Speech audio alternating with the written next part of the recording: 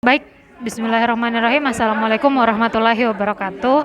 Perkenalkan, nama saya Ainun Nurzizati, mahasiswa PPG Prajabatan Universitas Islam Makassar. Pada video ini saya akan menjelaskan mengenai mind map koneksi antar materi dalam topik 4, pembelajaran sosial emosional yang telah saya buat. Nah, berikut adalah mind map experiential learning dan koneksinya dengan social emotional learning. Jadi ada beberapa cabang yang saya buat untuk mengoneksikan materi pada topik ini. Yang pertama adalah hubungan antara experiential learning, social emotional learning, dan gaya belajar peserta didik, juga dengan lingkungan belajarnya, dan juga bagaimana pemahaman tentang peserta didik dan pembelajarannya pada mata kuliah lainnya. Saya juga menyangkut pautkannya dalam mata kuliah prinsip pengajaran dan asesmen, PPL, dan juga mata kuliah teknologi baru dalam pengajaran dan pembelajaran. Untuk yang pertama, hubungan antara experiential learning, social emotional learning, dan gaya belajar peserta didik. Seperti yang sudah kita ketahui bahwasanya gaya belajar peserta didik itu umumnya dibagi menjadi tiga, yaitu visual, auditory, kinestetik, dan juga hubungannya dalam hal ini experiential learning memungkinkan siswa belajar melalui pengalaman langsung sesuai dengan gaya belajar mereka. Experiential learning ini memberikan kebebasan kepada guru untuk menyusun rancangan pembelajarannya dengan memperhatikan gaya belajar peserta didik yang berbeda. Bisa saja dalam pembelajarannya itu guru bisa mengakomodasi atau melaksanakan pembelajaran yang berbasis visual, auditory, kinestetik dalam waktu yang bersamaan dengan cara mengelompokkan peserta didik sesuai dengan gaya belajar mereka. Kemudian selanjutnya koneksi antara experiential learning dan lingkungan belajar peserta didik. Adapun lingkungan belajar yang kita ketahui berdasarkan dengan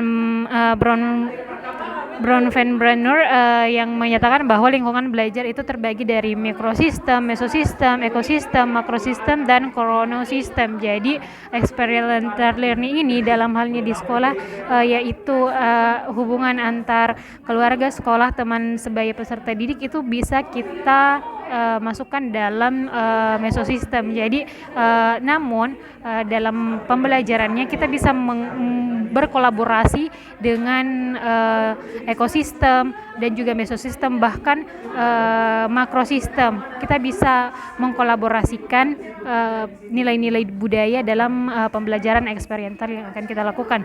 Kemudian selanjutnya hubungan antara experiential learning ini dengan mata kuliah lainnya seperti pemahaman tentang peserta didik, di mana dalam mata kuliah pemahaman peserta didik ini kita diajarkan bagaimana karakteristik peserta didik ini. Jadi sangat berhubungan nantinya dalam penyusunan rencana pembelajaran dalam experiential learning.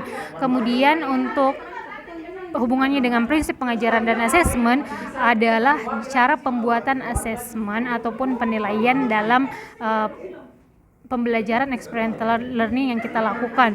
Kemudian untuk praktik pengalaman lapangan atau PPL adalah saat dimana experiential learning ini kita lakukan setelah menyusun rancangan pembelajarannya, asesmennya. Nah, PPL ini juga berkaitan nantinya dalam hal pelaksanaan.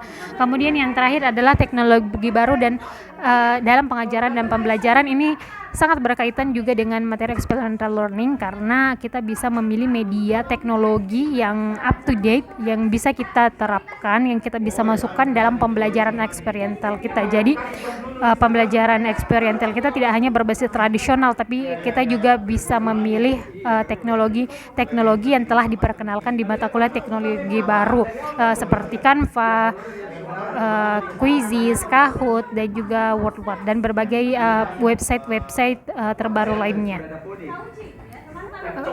Saya rasa demikian penjelasan mengenai mind map saya dalam koneksi antar materi topik 4 pembelajaran sosial emosional. Sekian dari saya. Wassalamualaikum warahmatullahi wabarakatuh.